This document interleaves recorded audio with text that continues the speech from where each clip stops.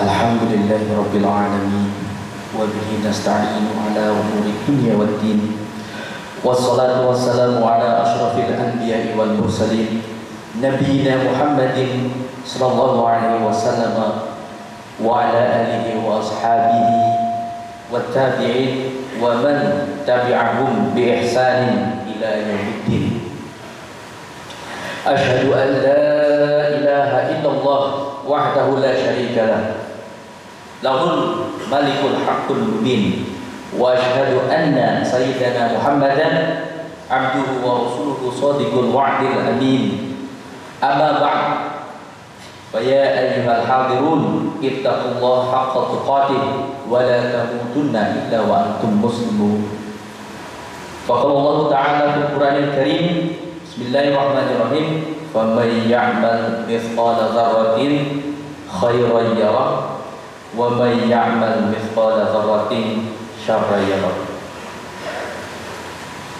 Hadirin sidang Jumat yang saya muliakan, yang saya hormati, dan semoga dirahmati oleh Allah Subhanahu wa taala. Pada bulan Ramadan ini, bulan yang suci, bulan yang paling suci di dalam tradisi umat Islam, di mana terdapat banyak hal fadilah, keutamaan yang ada di dalamnya, terutama kalau kita melihat bentangan kehidupan Nabi Muhammad SAW. Ada peristiwa nuzulul Quran, turunnya Quran terjadi pada tanggal 17 Ramadan. Terus kemudian kita juga melihat kemenangan perang Badar juga terjadi pada bulan Ramadan. Nah, peristiwa yang lainnya juga terjadi pada bulan Ramadan, termasuk Fathu Makkah.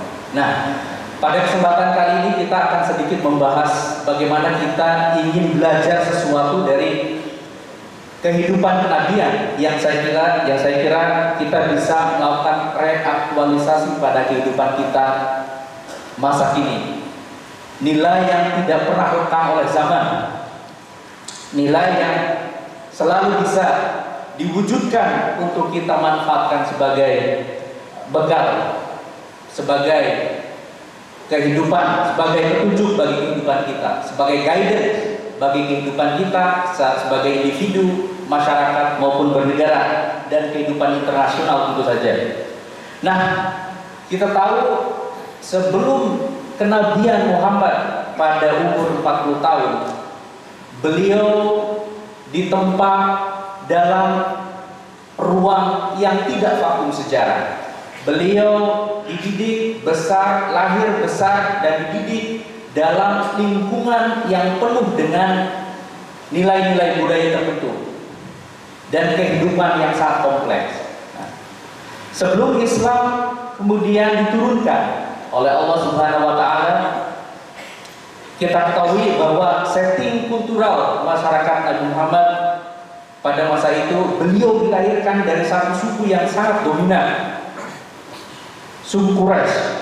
Nah, disinilah beliau ditempa tepatnya sebelum umur 20 tahun. Ada peristiwa yang sangat besar. Setidaknya kalau kita baca lembaran sejarah, ada 4 perang antar suku di Jazirah Arab pada masa itu, khususnya di Mekah. Dalam lembaran sejarah itu dinamakan sebagai perang Fijar, dari bahasa Arab Fijar dan juga Fujur, artinya adalah durhaka yang sangat jelek. Mengapa dinamakan Fijar atau satu akar kata dengan Fujur? Karena suku-suku yang terlibat di dalamnya itu berkelahi, berperang satu sama lain, dan berperang di dalam bulan-bulan yang pada masa itu dianggap sebagai bulan suci, bulan yang diharamkan untuk perang. Tetapi kemudian ada mekanisme sosial, mekanisme politik, di mana para pemimpin pada masa itu, pemimpin tribal, melaksanakan satu musyawarah yang kemudian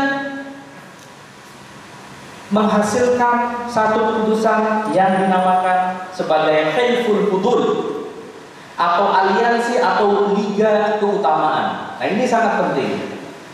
satu hal kesepakatan bersama yang isinya adalah untuk melindungi hak-hak mereka yang dizalimi, yang ditindas, yang terbelakang, dan lain sebagainya. Ini karena ada beberapa suku atau orang yang kemudian ditindas pada masa itu. Dan Nabi Muhammad dikabarkan juga ikut terlibat di dalam Hilful Fudul ini. Nah, kalau kita melihat bahwa sejak remaja sebelum umur 20 tahun ada masa 4 hingga 5 tahun Fijar, perang Fijar, Nabi Muhammad terlibat terutama di dalam keterlibatan beliau dalam Dewan Musyawarah dan Dewan Aliansi Keutamaan ini. Ini sangat penting. Ini kita artikan sebagai satu, kalau dalam bahasa sosiologi tentu saja, satu modal sosial di mana keremajaan Nabi Muhammad diliputi baik itu dirinya, karakter dirinya maupun masyarakat, para petinggi, the elders pada masa itu yang memiliki kemampuan menjadi rekonsiliator, menjadi mediator bagi konflik yang ada. Nah, jadi tidak ada kenabian Muhammad itu turun dalam vakum sejarah. Nah, selain karena itu kita melihat bahwa Jazirah Arab itu dihimpit dua imperium yang besar. Jadi selain kompetisi di antara para kabilah yang kita ketahui masa itu disebut sebagai era jahiliyah, bukan berarti era yang tidak melek huruf, tidak melek sastra dan sebagainya, tapi karena memang barbarianisme itu dianggap sebagai satu solusi tanpa hukum, maka kemudian Hilful Fudul ini menjadi satu aspek yang penting.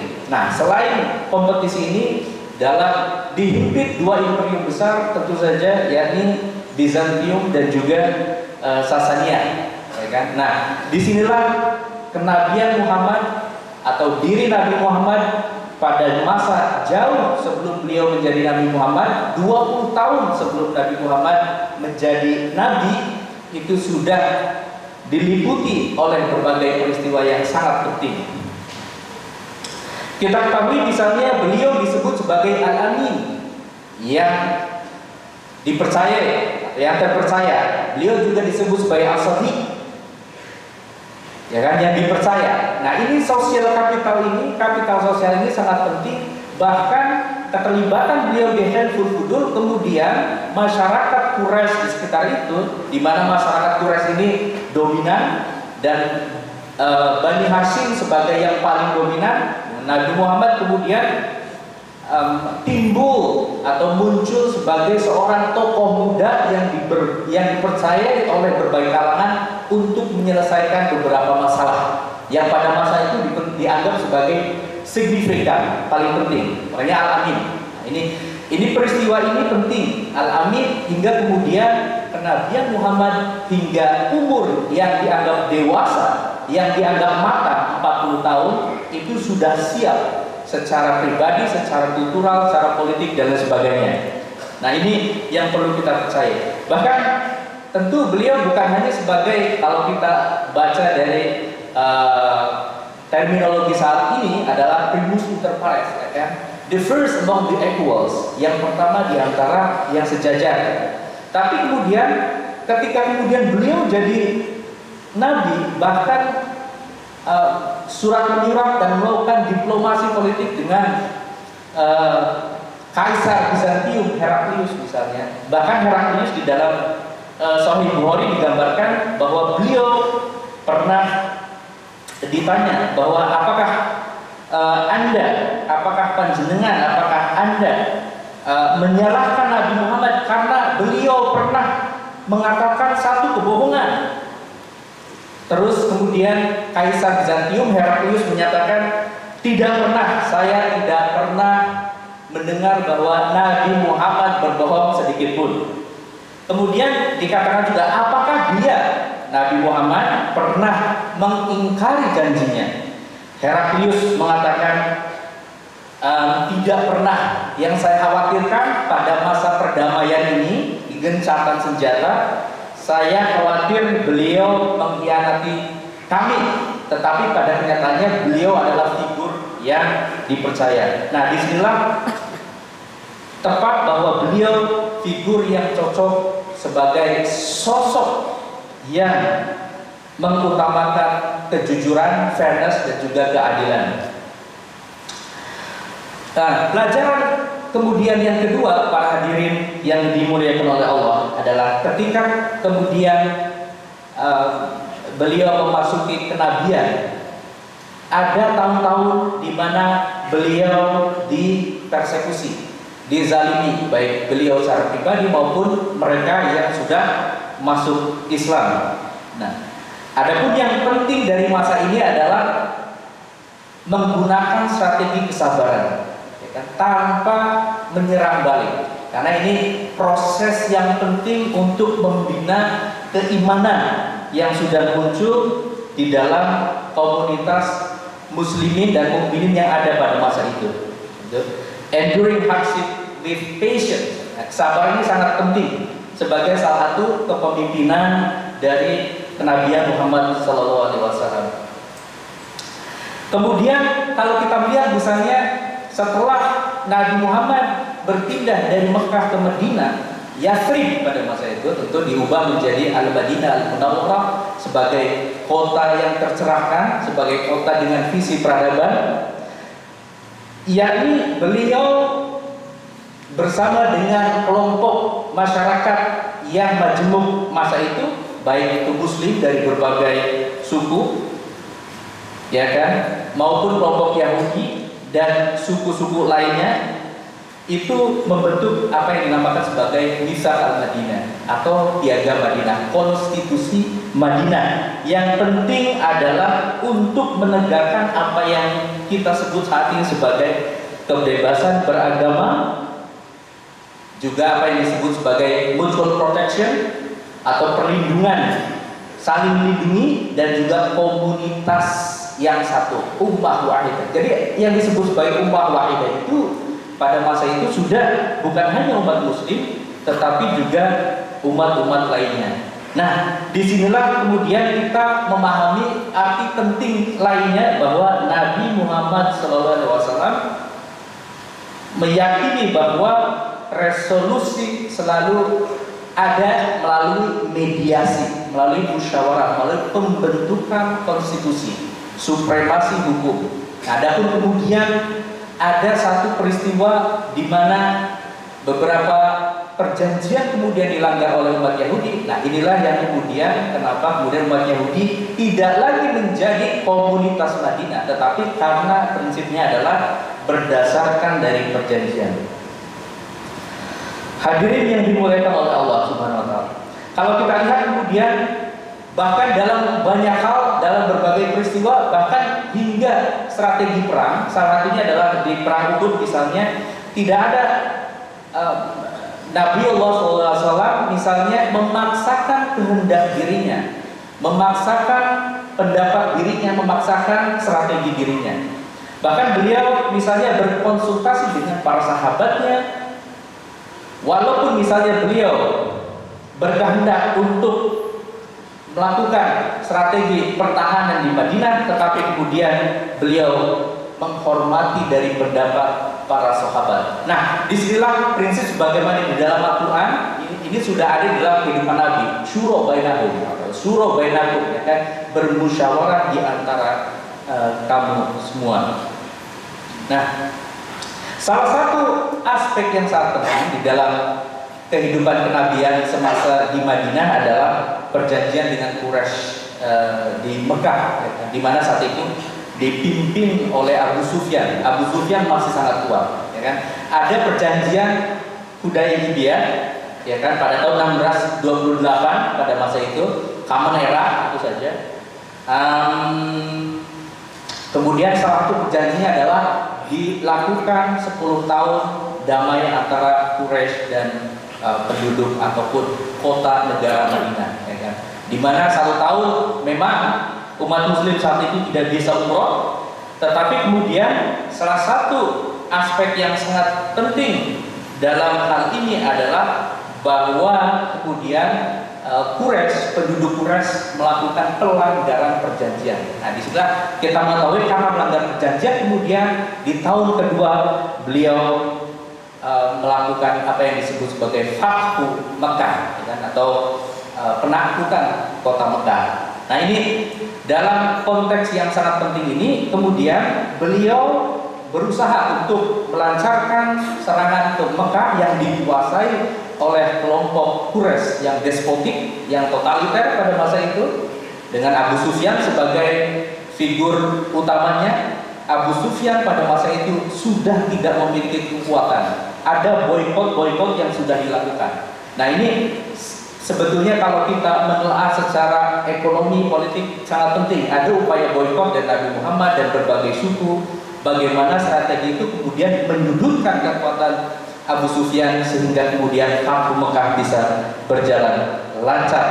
Nah, karena suku Quraisy yang dipimpin Abu Sufyan ini kemudian melakukan pelanggaran terhadap perjanjian Hudaybiyah, maka Nabi Muhammad ketimbang melakukan balas dendam, ya, intiqam, beliau malah menjamin bahwa seluruh penduduk Mekah yang disebut sebagai kufar atau musyrik kemudian melakukan amnesti secara umum kepada semua musuh-musuhnya, melakukan pengampunan secara massal, dan yang paling penting adalah rekonsiliasi.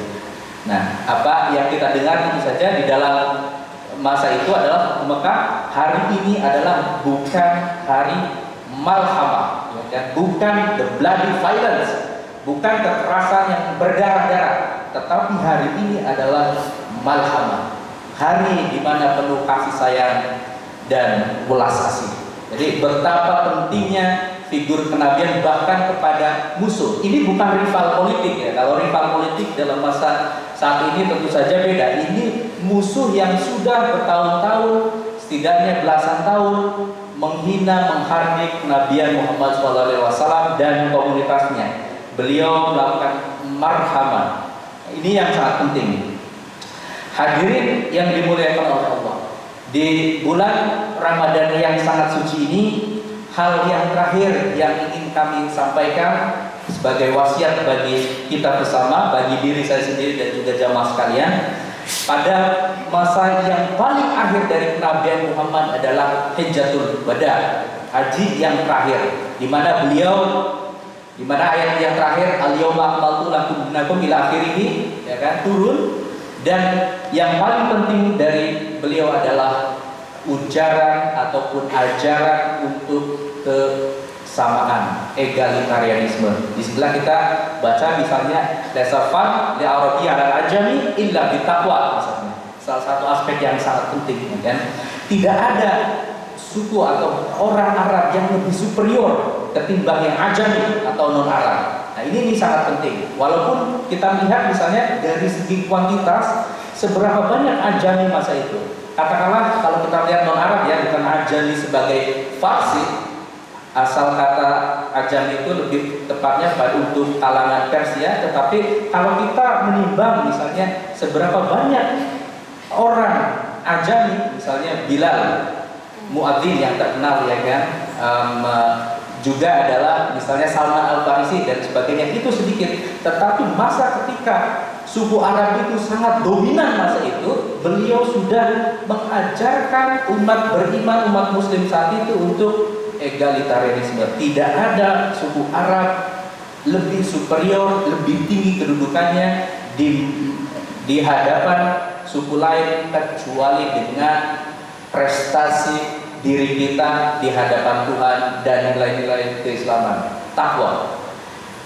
Barakallahu li wa lakum fil Qur'anil azim wa nafa'ani wa iyyakum bima fihi min ayati wa dzikril hakim. Aqulu qali hadza fastaghfirullahal azim innahu huwal ghafurur rahim. Allahumma shalli wa sallim ala sayyidina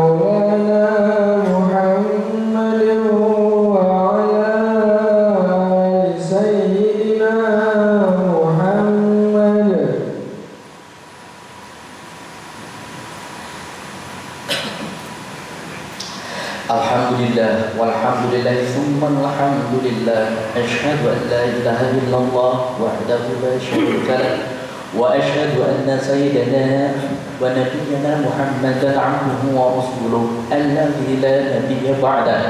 اللهم صل وسلم على نبينا محمد وعلى آله وأصحابه ومن تبعهم بإحسان إلى يوم القيامة. أما بعد، فيا أيها الناس أوصيكم ونفسي بتقوى الله فقد فاز المتقون. فقال الله تعالى في القرآن الكريم: إن الله وملائكته يصلون على النبي يا أيها الذين آمنوا صلوا عليه وسلموا تسليما. اللهم صل على سيدنا محمد وعلى آل سيدنا محمد. اللهم اغفر للمؤمنين والمؤمنات والمسلمين والمسلمات الأحياء منهم والأموات. اللهم ادفع عنا البلاء والوباء والقرون والزلازل والمحن وسوء الفتن والمحن ما ظهر منها وما بطن عن بلدنا إندونيسيا خاصة وسائر بلدان المسلمين عامة يا رب العالمين.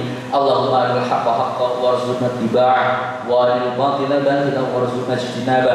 ربنا آتنا في الدنيا حسنة وفي الآخرة حسنة وقنا عذاب النار والحمد لله رب العالمين. عباد الله، إن الله يأمر بالعدل والإحسان وإيتاء ذي القربى وينهى عن الفحشاء والمنكر والبغي يعظكم لعلكم تذكرون. واذكروا الله العظيم يذكركم واشكروه على نعمه يزدكم ولذكر الله أكبر.